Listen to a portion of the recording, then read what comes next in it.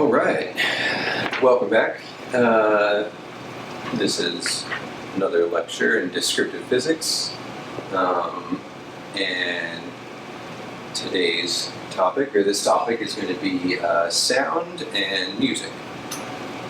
So the previous lecture was all about waves and vibrations, how vibrations of materials lead to waves.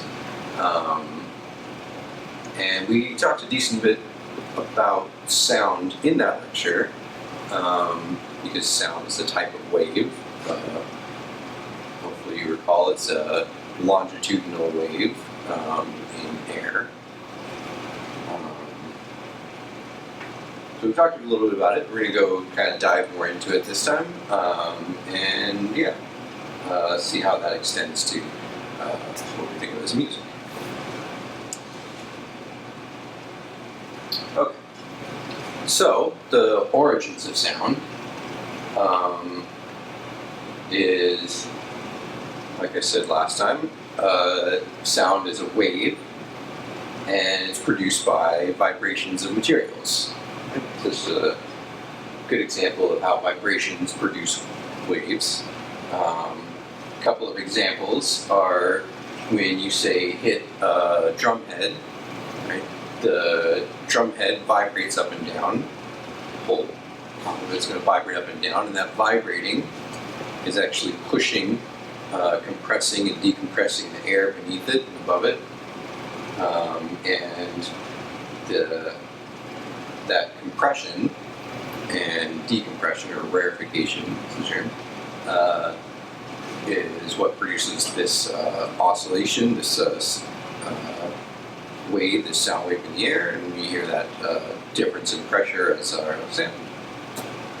So similarly with a tuning fork, if you strike a tuning fork, then what's happening is you don't usually see it because the movement is very small, but the two forks of the tuning fork are vibrating back and forth, and it's that vibration that's actually pushing on the air, pushing and compressing and decompressing the air around the tuning fork, which creates these compression waves, these longitudinal waves. And again, that's what we perceive as sound, as long as it's in that right frequency range we can hear. Similarly for things like string instruments, a little bit more complicated because it's not actually the string, right? The string is vibrating, or when you pluck, say, a string, that vibrates. It's not the string directly that's creating the sound. That string, at least in the acoustic instrument, ends up vibrating the body of the guitar, so the resonant cavity of the guitar, and that vibration is actually what produces those compression waves that emanate out of the resonating cavity.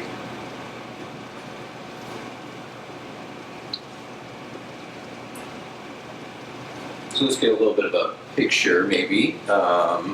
Again, we don't really see sound because we don't see the air. The air is made up of particles that are too small for us to see. So it helps to actually just draw out some visualizations and really emphasize the particles that make up the air. So in this picture, we say have a tuning fork, right? And the tuning fork's been struck, so the forks are vibrating back and forth, and we're kind of imagining you put the tuning fork next to like a column, or this kind of cylinder, and we could visualize the sound waves as this longitudinal wave inside of the cylinder, where it's made up of these areas of compressed air, where the pressure is greater, and so where all those molecules are more compact, and these decompressed, or the technical terms, the rarefication areas, where it's much lower pressure. So let's look at an actual visualization in a second here, or a moving visualization, but we want to imagine that when the sound wave is propagating, right, it's not just a freeze frame, these air air particles are oscillating back and forth.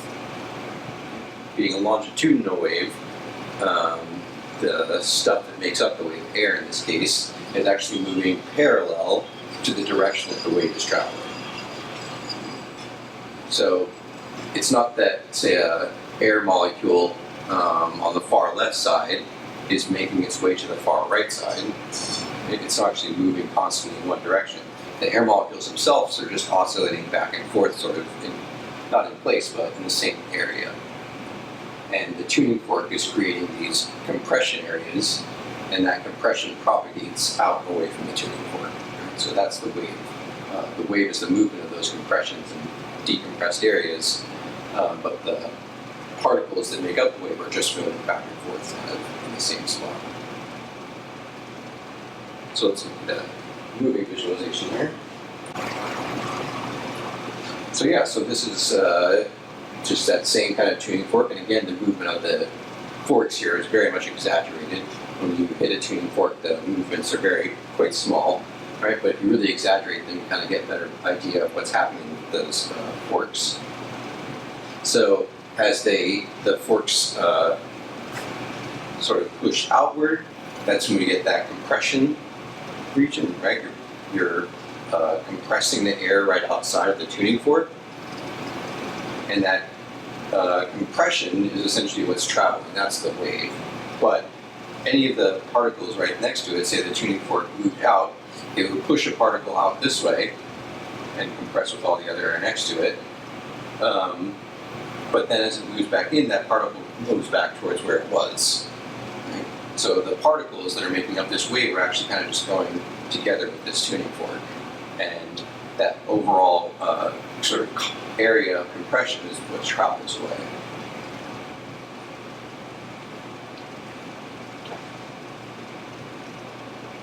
Okay, so it's an interesting sort of demonstration of how sound is a wave that needs a medium, right? You need to have air in order to be able to actually hear the sound, or hear any sound.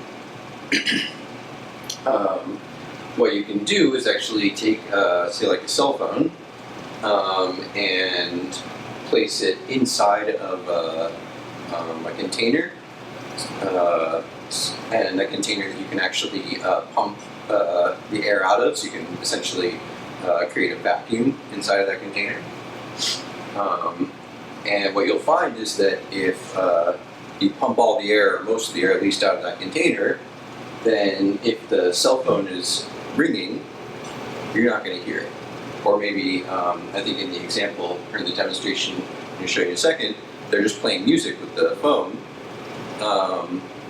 but you don't hear it when that cylinder, when that container is under a vacuum, or has all the air pulled out of it.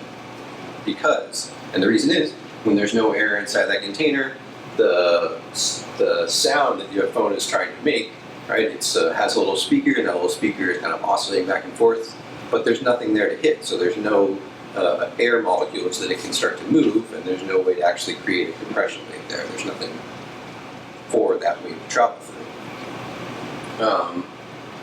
This is sort of in contrast to a different kind of wave, which we'll talk about more in the coming lectures when we talk about electricity and magnetism, which is a light wave or a radio wave. Both of those are examples of electromagnetic waves. So even though you pump all the air out of this container, you still see that there's a cell phone in there. Right? So that's actually showing you that electromagnetic waves, or light, will travel into that container, out of that container, and even though there's no air in there, there's no stuff to propagate through, the light is fine to just keep going. It doesn't need a medium to propagate through. And similarly, just another example of electromagnetic wave, a radio, so you could still call that cell phone and you could see that it would light up and it would start ringing, meaning that the radio waves that are being transmitted to that phone are also getting through that vacuum. They don't need the air to propagate through. So what we're going to see here, we're going to need the sound for this one, is this teacher has already has this cell phone inside this container. The container's been pumped down, so there's very little air left in the container. It's basically a vacuum inside, right? And when I start playing the video, you see on the screen it says, "Can you hear the music?" And you won't hear anything because the container is evacuated. Right? There's no air inside of there. But pretty quickly, he's going to pull that stopper out, and what happens is essentially it's weird or very interesting, where you sort of hear the sound escaping, and then or you hear the air escaping, and then you start to hear the music.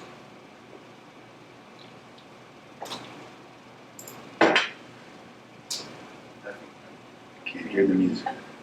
So no music now. He's going to pull the stopper. Oh my God! Okay. There you go.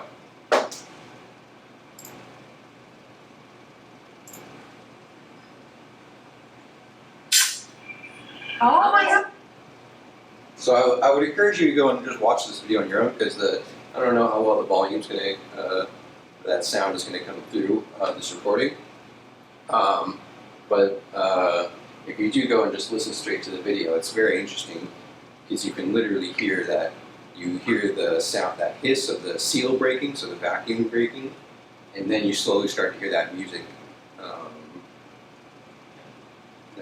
playing, because now there's air in, it's funneled, the atmosphere has pushed air into that container, so now there's a medium in there for the sound to propagate through, and so that sound can actually come out and you hear the music. Okay, so how do we distinguish between sound, which is air, it's a movement of air in some sense, and just plain old wind, right? Because you'll probably know wind is just movements of air, but wind doesn't generally create sound, because wind is actually more of like a bulk sort of movement of air molecules. So you actually have air molecules that maybe start over here and are flowing over to somewhere else. Whereas in sound, it's not actually a big chunk of air that starts to move from one place to another. It's areas of compression that are propagating through that air. And again, the air molecules themselves are all just kind of moving back and forth. But once you compress one side of it and then pull it away, then these molecules for a second are a little bit more compressed, and then that compression movement, those move back, and that compression keeps moving along, so the air molecules over here are a little bit more compressed, and the air molecules over here are a little more compressed. So it's not the actual air overall that's moving, you can hear sound, it's air molecules that are vibrating back and forth. So that's why wind is not sound. Wind is just air moving from place to place. And you can kind of see that as an example where if you were seeing these smoke ring machines, then essentially they just create a ring of smoke, and that's an example of just like a bulk, this kind of ring of air that's moving overall, and you don't actually hear that air ring, right? Because all it is just air moving from one place to another. If you're asking yourself, well, why do I hear the wind sometimes? It's a fair question. So basically, when you're hearing the wind, what you're generally hearing is either the wind that's maybe started to vibrate some leaves, or grass, right? Or so the point is that the wind is starting to push on something, and that something starts to maybe move, and then it's kind of the furthest it can move, so it pushes back, and then the wind keeps pushing it, so it pushes back, and so you start to vibrate something, and there we have that, just like the tuning fork, you start to make these sort of compression waves that move away from that thing that's vibrating, and that can actually be interpreted or can become a sound, right? If it's at the right frequencies for us to hear. The other example is actually more similar to the guitar string that sets up vibration inside of the cavity of the guitar, or the body of the guitar. So another thing happens when wind rushes over your ears in the right direction and at the right speed it can sort of set up a resonance where the air inside of your ear actually starts to vibrate back and forth. And then you can actually hear the wind. But the wind itself is the thing that's rushing by you. It's the fact that it rushes by in just the right way where it starts to kind of cause a pseudo sort of sound where you hear that air molecules right in your ear cavity sort of vibrating.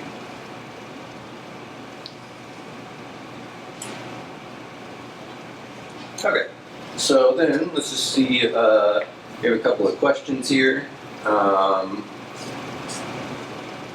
They might seem a little bit out there, not necessarily exactly what's come up in the beginning of this topic, but it kind of hopefully ties together some stuff from the last topic, from the last lecture, and actually from a previous part of this course.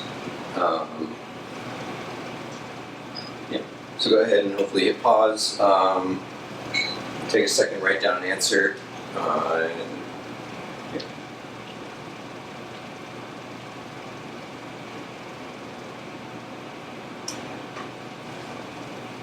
Okay, so do light waves have energy?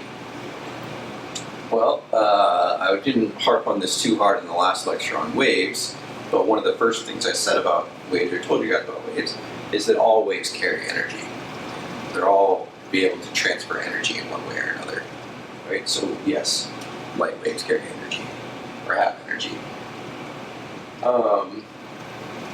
So what do you call the type of heat transfer that occurs when light transfers energy?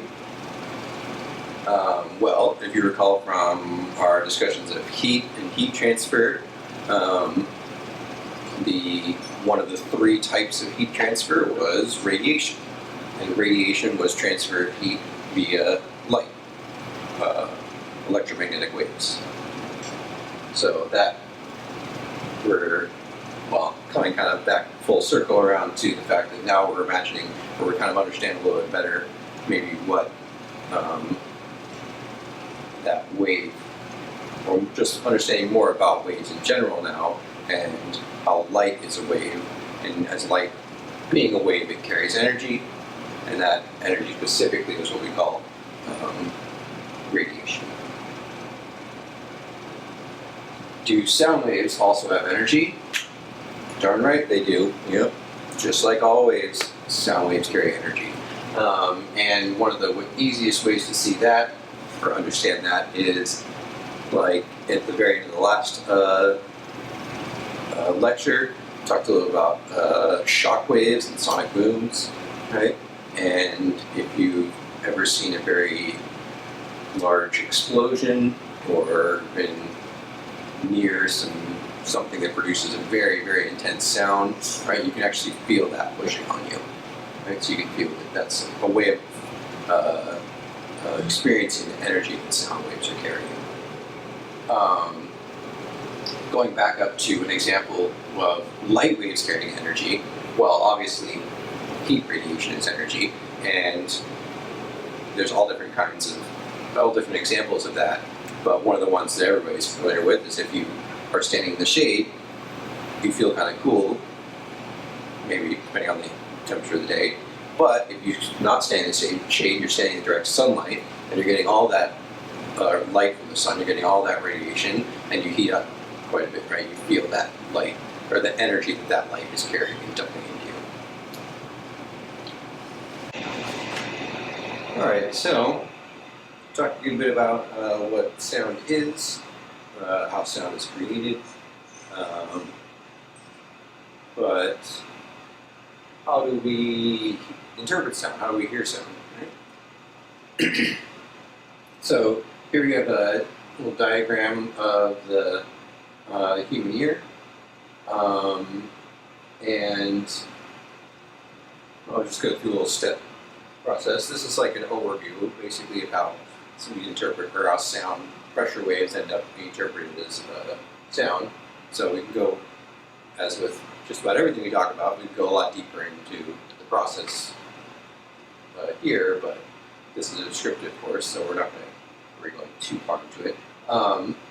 All that said, I'm not going to play this video, but if you want to see a little bit more in-depth look at this, and also this is where that image is taken from. It was a screen capture basically from this video.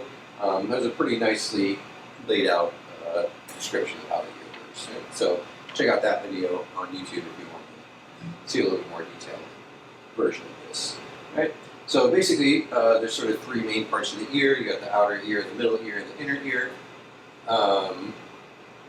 And the outer ear is essentially, it's sort of just like a funnel, right? So when sound comes in, you have those pressure waves, right? That movement, like compression and decompression parts of air that are kind of traveling along. When they come into your ear, right? They travel into your outer ear. They're funneled towards the middle of the ear, and first they hit the eardrum, right? Which is basically like a little tiny drum head, right? And so the pressure waves are actually going to be when the pressure sound waves come in, they're increasing, decreasing pressure areas. So you have the pressure that's increasing and decreasing against the eardrum, pushes the eardrum in and out. So that movement of the eardrum is connected then to these three little bones that essentially just combine together to sort of be like a lever arm, and they kind of wiggle back and forth as the eardrum gets pushed back and forth. Finally, that wiggle vibrates the fluid inside of this sort of shell-like structure, which is called the Coachella? Something like that. I'm not good at pronouncing this. But essentially, it's like this like snail shell-looking structure, and inside of that structure is fluid, and there's also tiny little hairs all on this inner surface of that. Right, and so the movement of the bones starts to vibrate the fluid, and the fluid then starts to vibrate the little tiny hairs inside of there. And those hairs are essentially then what starts to trigger electrical impulses. So the movement of the hairs is essentially kind of, it's almost like turning on and off a switch. And so the lights start to flicker on and off, and you get these electrical impulses that then travel in through the inner ear and into along these nerves that then finally are transported to the brain. And so the brain gets those electrical signals, is then interpreted as, oh, I just heard a sound. So yeah, so again, very basic sort of look, but yeah, it's a basic description of how the medium works.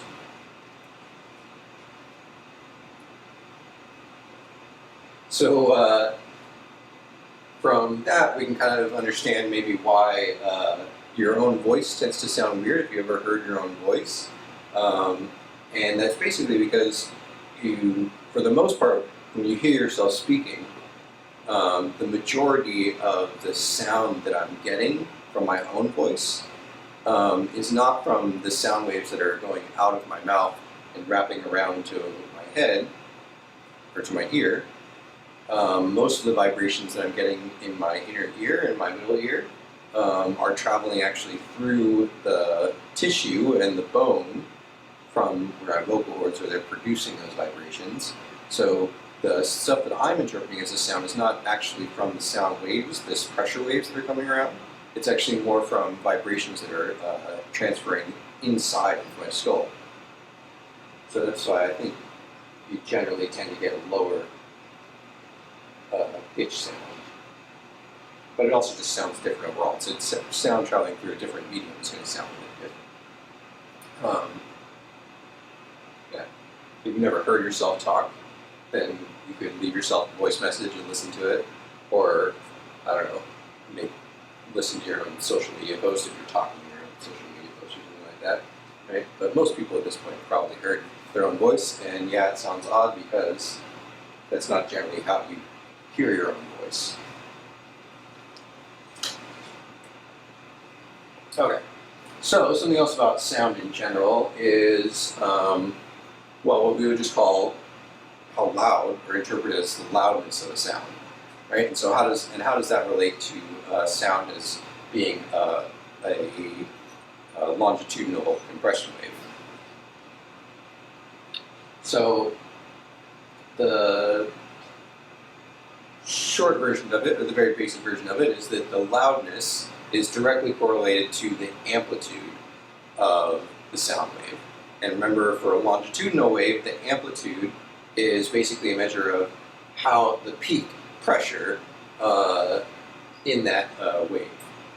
So for these these diagrams here, we have two different sound waves. You know, you can imagine that those compression areas are traveling from left to right, so the wave's traveling from left to right. But regardless of that, if those blue dots are all essentially the air molecules visualized, right, then on the left side, the compression regions, you know, you can tell it's a higher pressure. There's a lot more air molecules together in those regions, but the compression is much less than in the loud sort of picture here on the right side, where all those air molecules are even more squished together inside those compression areas. Right? So that is to say that the wave on the left has a lower amplitude than the wave on the right.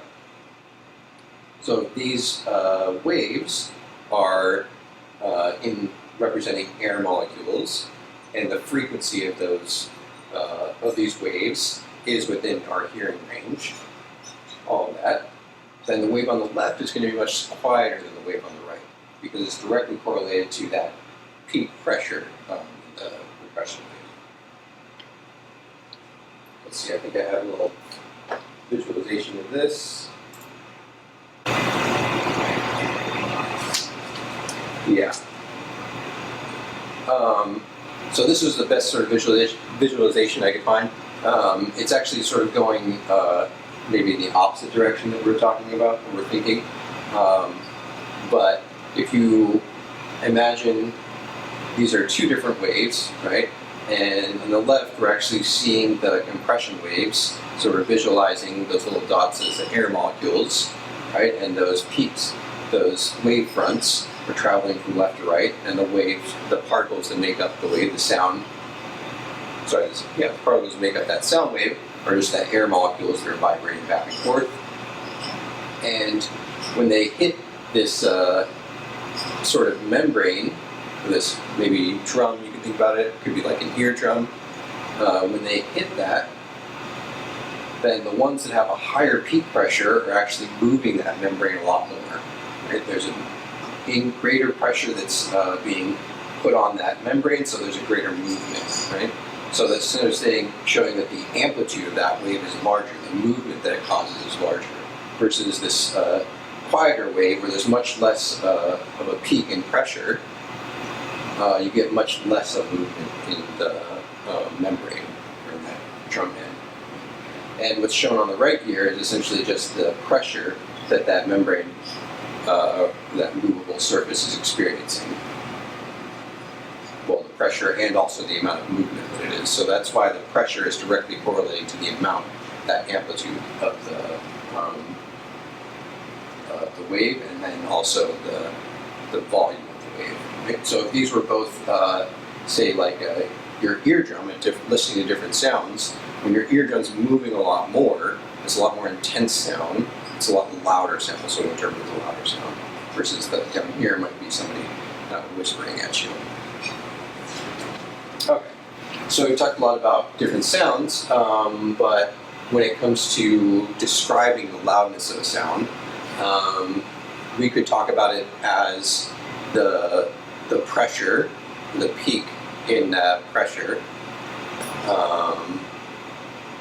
But it turns out those numbers aren't very nice, for one, and it also turns out that the change, given that the human ear can hear anywhere from a frequency of 20 hertz to 20,000 hertz, there's a extremely large change, relative change in the pressure that those sound waves can have. So usually, or so what we've done is created a different scale to represent the loudness of sounds, and that's what we call the decibel scale. So the decibel scale, for one, it's not a linear scale. meaning like a change of 1 decibel is not a change in, say, like 1 Pascal, 1 pressure unit. It's a logarithmic scale, meaning that, say, like a change of 1 decibel is maybe a change of like 10 Pascal. These numbers aren't exact. It's just showing that for a small change in decibels, it's actually represents can represent a very large change in pressure.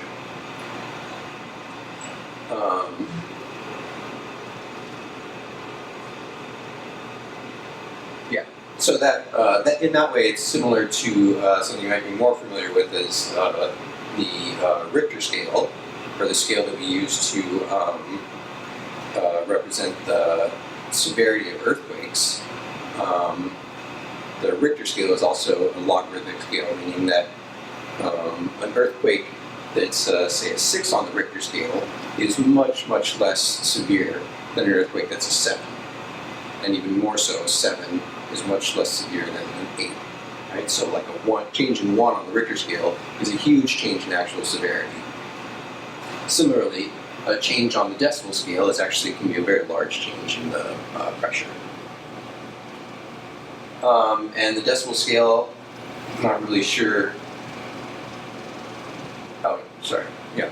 The decibel scale, we just kind of started out as being 0 as sort of like the minimum amount of sound that a person can hear. It turns out people who have very good hearing, well beyond most people's hearing, can actually hear below 0 decibels. That's if you have incredibly good hearing.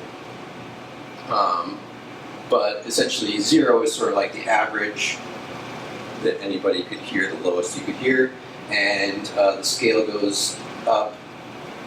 So we have all these examples of things. Your television might be like a 30 decibel scale. Normal conversation, maybe like when you're close to somebody, 60 decibels. I guess the television depends on the volume, but go all the way up to like when you're in traffic, maybe 90 decibels, and all the way up to something like fireworks and like rock music concerts. You get up to that like 110, 120, and that's when the decibel scale starts to actually become they call it the threshold of pain, but depending on how sensitive your ears are, it might not be painful or not. But regardless, it's kind of that area where the sound, the amount of that pressure that's moving your eardrum can actually start causing damage. So that's why generally people who listen to things that are very, very loud, eventually their hearing goes out earlier than most. Cool.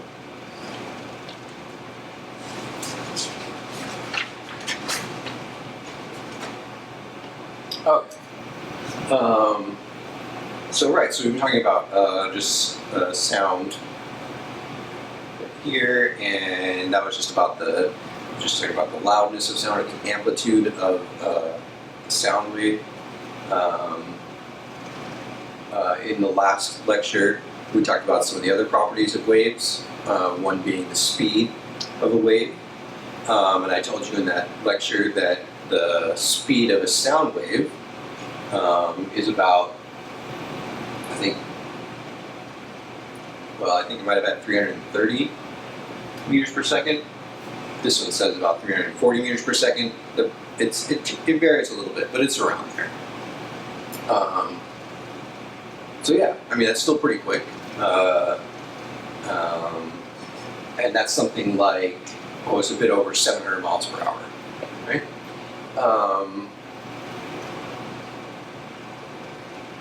And what that translates, another way of translating that is essentially sound will travel 1 mile in about 5 seconds. I also talked about the speed of a light wave, and that was something like 600 million miles an hour. So, a million times faster, basically, than a sound wave. And the difference in the speed of these waves is actually one way that you can get an estimate of how far away a lightning strike is. Essentially because when the lightning strike happens, well, it's the light that you see, the way that you see the lightning strike is light emanating from the lightning. Sound also gets emitted from that thunder, from the boom, that thunderclap. And both those things are emitted at the same time from the lightning, but the fact that the light travels incredibly fast and the sound is pretty fast but much, much slower, it takes a little while to get to you. Okay? So essentially, light travels so fast that it basically gets to you instantly. Right? Unless you start to get into like planetary scales or solar system scales, light essentially gets from one place to another instantly. But it takes the sound about 5 seconds to go every mile. So that's why when you see a lightning strike, you start counting 1, 2, 3, 4, 5. You count to 5, and then you hear that thunder. That means the lightning strike happened about a mile away. And keep counting, every 5 seconds, it was another mile that was away.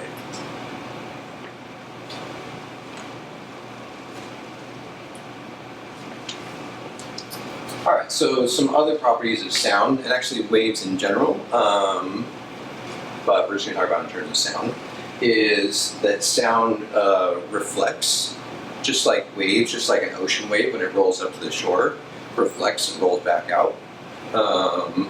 Or in some of those other earlier demonstrations, if you have a string attached to a wall and you jerk the string up, you vibrate it up really quick and come back down, then that vibration will travel as a wave along the string. If it hits the wall that it's attached to, it will then be reflected back at you. So sound, also being a wave, reflects off of surfaces. And it's the same idea. It hits a surface, it reflects, and if it's coming, say, down at one angle, it'll come back off at the other angle. If it's coming straight at a surface, it'll reflect back, that sort of stuff. And basically sound, if it's reflecting off of a rigid surface, a very stiff, very hard surface, then it reflects pretty strongly, meaning that as much of that wave, sound wave that went in, essentially comes back out. Versus if you sound hitting sort of softer surfaces, the softer surfaces, instead of being rigid, so when the pressure wave hits, it just bounces right off. If a surface is a little bit softer, then when the sound wave hits, the surface gives a little bit and it sort of absorbs a little bit of the energy of the sound. So when that wave comes back off, there's a little bit less energy coming off, and so the sound's quieter. So this is one reason why after fresh snowfall, I'm very used to snowfalls here in California, but if you've ever been to fresh snowfall, it's very quiet outside, or it seems very quiet outside. And that is because not just because the snow is sort of like it gives a little bit, it's not super rigid. It's also the fact that the surface of the snow is very irregular. It's all these tiny little bumps and whatnot. So when the sound hits, it's not hitting this nice flat plane. It's hitting something that's like basically a very jagged sort of surface, and it can bounce in all different sort of directions and kind of disperse more.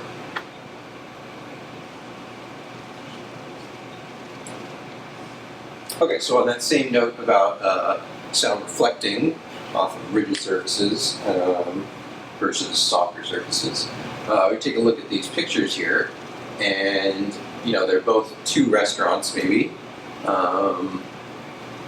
and even though there's only people in one of them, you can imagine that when each of them are filled with people, not like now when unfortunately restaurants are not filled with people. But imagine if both these places were filled with people, which one do you think would be quieter? So take a second to think about that in terms of, again, reflection of sound waves.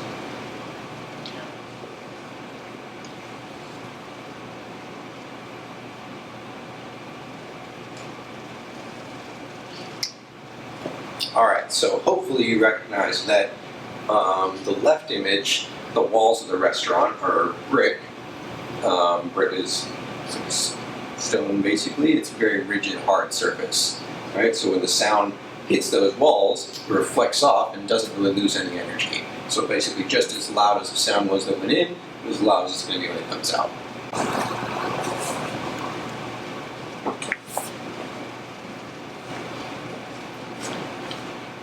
Okay, so that was one way that waves can sort of be changed or sort of affected by the things they encounter. That was reflection. So reflection, maybe keep it in mind, it's just like, you see your reflection in the mirror, you're looking straight at the mirror, your reflection comes straight back out at you. Right? Reflection of waves and sound waves in particular off surfaces, if they come in at one angle, then essentially they come out at the same angle on the other side. And other waves do the same sort of thing. Right? So that's reflection. The other kind of way that waves will interact with things that are around them is what we call refraction. So refraction isn't a wave necessarily running into something and bouncing off. That would be reflection. Refraction is when a wave encounters a change in the medium that it's moving through. Right? So for sound is traveling through air, and if sound travels through air and it gets to a place where the air is warmer, right? It's still the same medium, but the air is different there a little bit, right? So when the medium that the wave is traveling through changes, or when the wave travels and starts to go through a new medium, then that wave will typically bend in one way, right? So instead of going straight and like reflecting, like in reflection, if it's going, and this is maybe say a new medium that the sound is going to pass into, it might bend in a certain way. So in terms of sound and sound traveling in air, it turns out that sound will travel faster in cooler air. I'm sorry, I said that backwards. Sound will travel faster in warmer air. And you can think about that as if you remind yourself about how gases like air, when they're warmer, generally there's more pressure, there's more air molecules closer together. Right? And since sound is just a movement being transferred from one air molecule to the next, when all the air molecules are close together, it's easier for the sound to pass along. So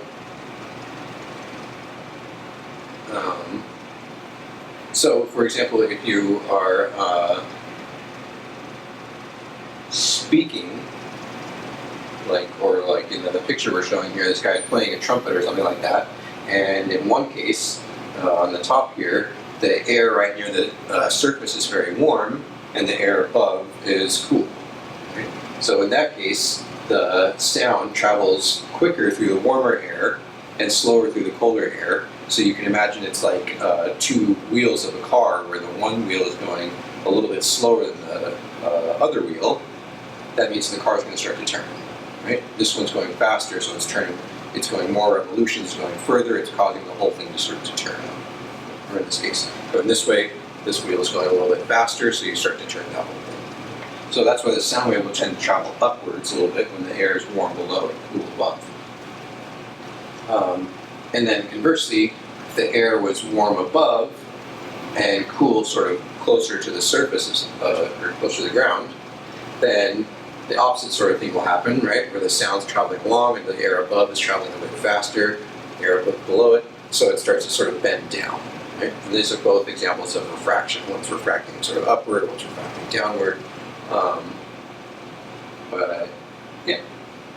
And this is one example of this happening is over like a lake. If you've ever, or a big pond or something like that, you might have noticed that you can hear people very far across the lake, much further than if you were just talking, or they were far across a field or just an open ground area.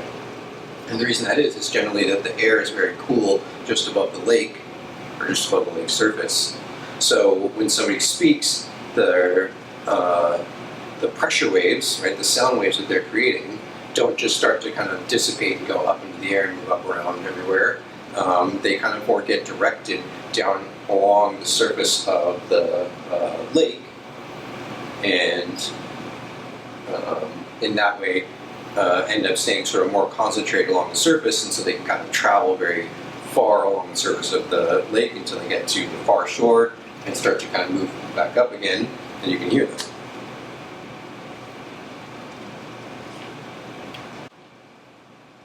Okay, so finally, let's get into talking about music as a particular kind of sound, I guess. And just to begin with, there's a difference essentially, or a distinction that we make between just noise and music. In some cases, that distinction is fairly arbitrary and very subjective. People might argue that some kind of music is just noise, but we're not going to worry about that exactly. Right? There are gray areas, but in general, noise, or like white noise, is going to just be kind of a sporadic sort of variations in pressure. Right? So it's still noise, it's still sound, because it's these sort of variations in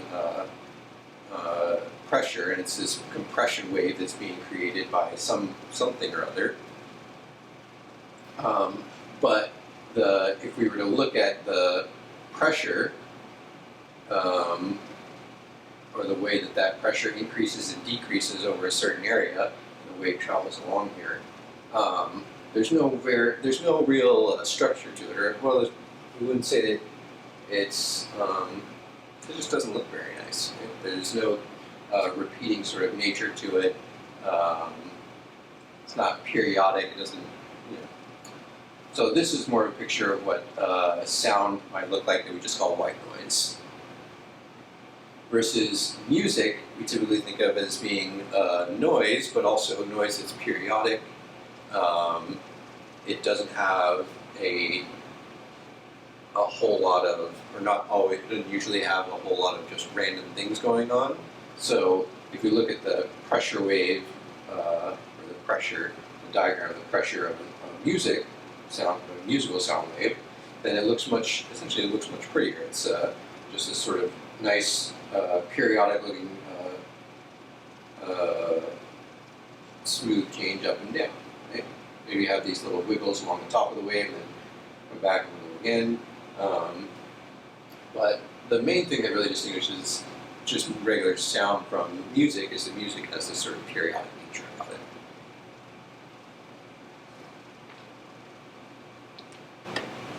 Okay, so we're going to talk a bit more about sound, about music. And before we get too much into that, I should really point out that while I really enjoy music, I'm certainly not as specialized in any way in the details of music and music theory and things like that. So this is very much a physicist's interpretation of music, and it's going to be very broad strokes. Again, we might have had time to go more into it, different aspects of it, but we're kind of cut a little short this semester. So yeah, so we're just going to look at some of the broad characteristics. And generally speaking, there's sort of three. These could be a little bit different, but I'm just going to break it into these three sort of characteristics of sound, or musical sounds. Right? So one is what we call the pitch, and pitch. If something's high pitched, it's hard to say anything else. It's high pitched, right? Or low pitched, very low tones, high tones, low tones. So the pitch is telling you sort of the highness or the lowness of the sound.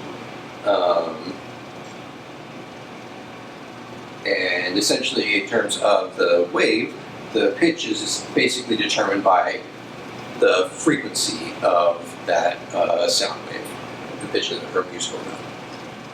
And we'll get into this bit variations on that, or complications on that, but essentially it's like this sort of fundamental frequency of that note is what determines its pitch. Another characteristic is intensity, which we've kind of already talked about in terms of just sound in general. But intensity is essentially a measure or saying how loud a sound is. And then finally there's quality, which is probably the most complicated of the three, in that it has to do with something called harmonics. And those are, well, we'll talk about it more, but essentially quality is saying how pure of a sound is that, like how few frequencies make up that sound, is another way of saying that. Okay. So first off, talking about pitch, right? You know, the simplest examples of differences in pitch, we're just thinking about the differences of the sort of bass musical notes, right? So usually we talk about the sounds that make up music is broken down into these notes, A, B, C, D, E, F, G, and each of those notes has a certain frequency attributed to it. So for instance, C, the first C, or C, I don't know how the musician would say it, but the fundamental C note is a frequency of about 32 hertz.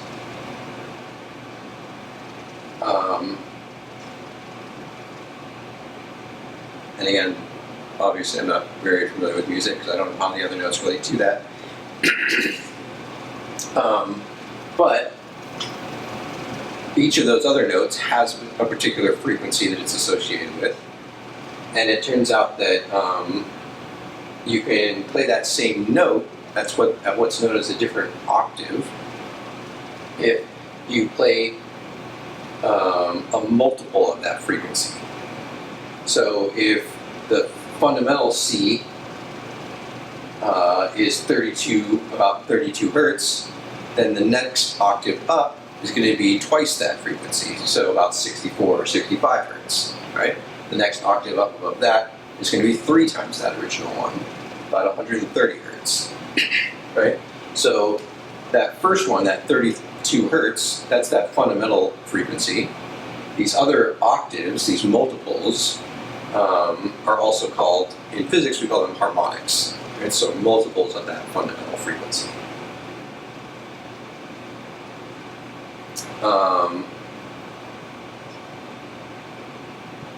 Right. And oh yeah, so also recalling that for a wave, the frequency is saying how quickly that wave sort of goes through a full oscillation, right? So if we're looking at or imagining the sound waves, right, it's the movement of air. It's like you can imagine that one frequency, say that 32 hertz, that fundamental C note, is maybe air moving like this, that sort of frequency, versus, you know, maybe a few octaves up there, the air is moving a lot faster. It's a much higher frequency. Right? So much higher frequency is essentially much more rapid movement overall. And I guess a standard piano covers about 7 octaves for each note, and then I'm not even sure. I'm not a musician. I think the black keys are sort of in between any of those fundamental notes. I'm sure some of you know better than I do.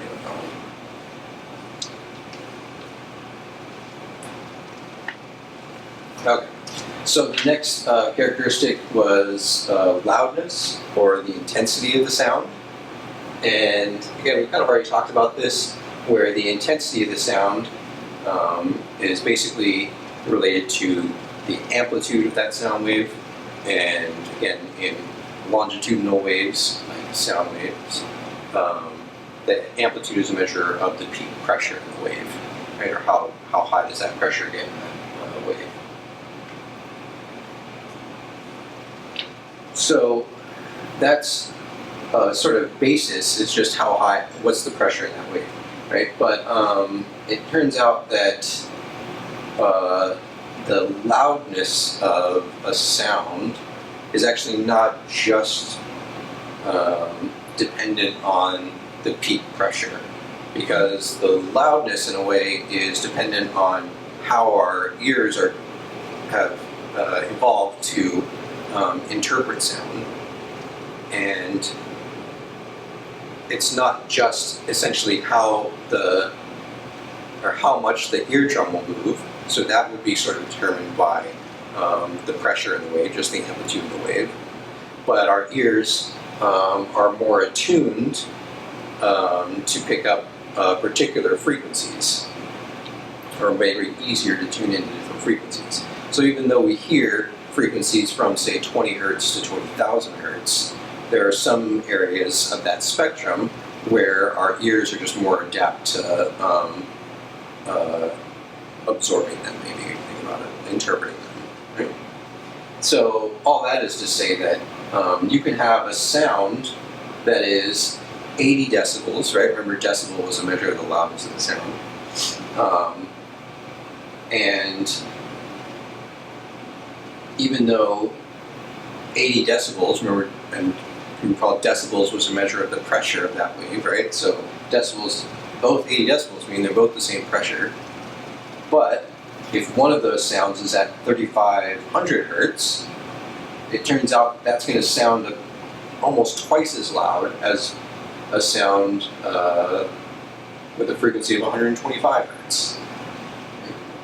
So, and that is because our ears are designed or made up in a way, or work in such a way that they're more sensitive to that frequencies around that 3,500 range.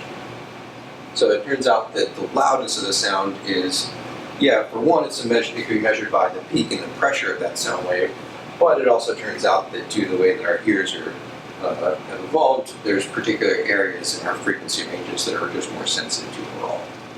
So it's sort of a combination of those two things. Okay, finally, quality. Right? So like I was saying earlier, quality is essentially, one way of saying is how pure a musical note is, or how pure a musical sound is. So you can get an idea of what quality is if you say, listen to a piano playing that, say that fundamental C note, that 32, 33 hertz C. So a piano can play that sound, play that note, but a clarinet can also play that same note,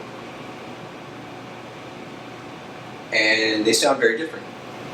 Right? Well, they sound very similar in a way because they're playing that same fundamental frequency, but you can also tell that they're not played by the same instrument. Right? There's certainly a difference. I have a terrible ear for sound, so I could probably not even tell you they're playing the same note. But that's because I guess my ear is more attuned to pick up quality rather than the musical note. So another term that I guess gets used for this is the color of the tone, the timbre.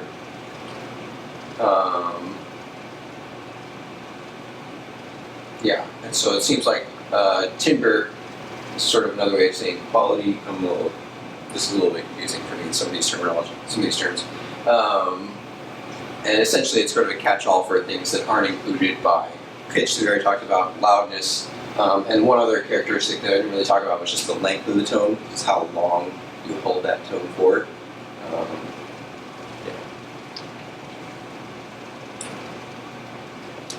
Okay, so why do two different instruments that are playing the same note sound different? Well, again, it depends on the quality of that sound, and the quality, again, is a measure of how pure that tone is, or how pure that pressure sound wave is. So, as I mentioned before, when we're talking about different musical notes, you have, say, one musical note, say, again, we'll just keep harping on that C note at, say, like 32 hertz. If we were to represent that as a vibrating string, then we could say that that first C note is this fundamental harmonic, and you got to imagine that this guy is just vibrating up and down. You know. If we were to double the frequency of this vibration, then we'd end up getting a picture like this, where this is now that 64-ish hertz vibration, that second C note. We triple that frequency, we get this sort of picture where we have this third harmonic. Quadruple it, you get the fourth harmonic. So these are all different versions of that same C note. They're just different, we call harmonics of that C note. Or in music, different octaves. That's what they say. So when you have an instrument, if you say, like, think about this as like even a guitar string. Maybe you pluck a guitar string, maybe the whole guitar string is moving up and down, and you're just getting that fundamental frequency. But more often than not, it's not just moving up and down. It might be moving up and down like this, but also vibrating maybe at that third frequency as well. So even though the string's going up and down overall, inside of that movement, there's this third harmonic that's happening as well. So this picture down here is essentially a combination of this fundamental harmonic and the third harmonic. Right? You kind of put those two together, we get this picture. So this could be an example of a guitar string that's vibrating at a C note, but it's a combination of that fundamental C.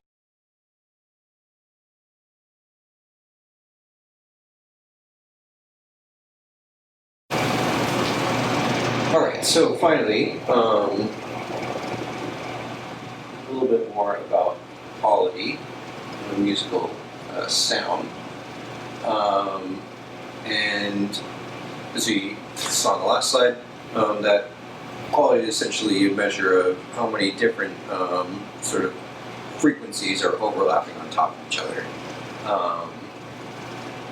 So this is why, say a piano playing a C note versus a clarinet playing a C note is distinguishable, because even though the fundamental frequency that they're both playing is C, and so in these pictures, that fundamental frequency is that overall arching sort of shape. Right? It comes up and down, and it happens at the same frequency in both of these cases, so this is the same fundamental note that's happening. Both of them have this overarching sort of shape that's happening at the same frequency. But the clarinet,